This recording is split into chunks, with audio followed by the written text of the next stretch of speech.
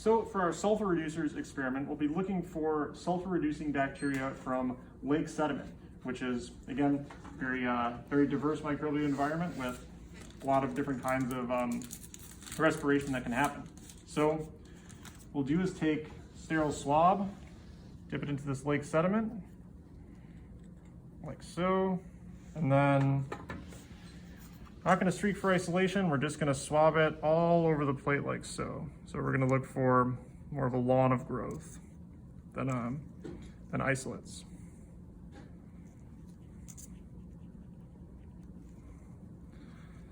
Alrighty, so we're also going to do a negative control for this experiment, which is just going to be blank swab.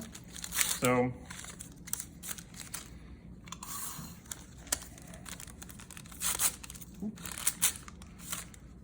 just taking the swab, swabbing it all over again. We're just making sure our swabs are sterile, so this shouldn't have any bacteria on it at all.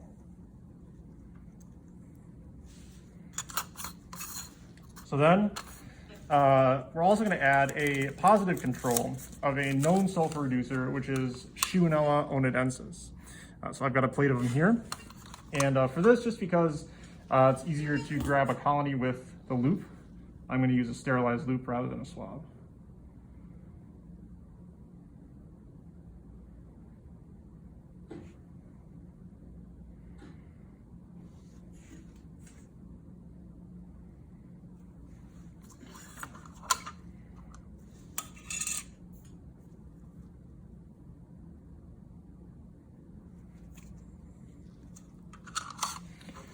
So we've got our colony, and since we don't really care about streaking for isolation, I'm just going to streak it all across the plate.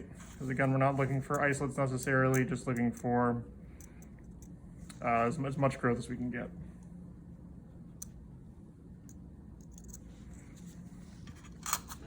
So we're going to incubate these plates at 30 degrees in the normal incubator aerobically.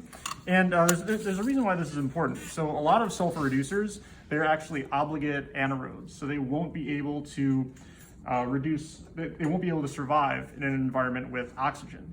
However, Shionella is kind of unique in the sense that it can survive in both an aerobic environment where it will use oxygen as a terminal electron acceptor and in an anaerobic environment where it will use sulfur as a terminal electron acceptor.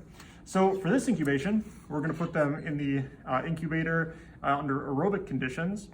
And then in our next round of incubation, we're going to use anaerobic conditions that will lead the bacteria to actually start reducing sulfur.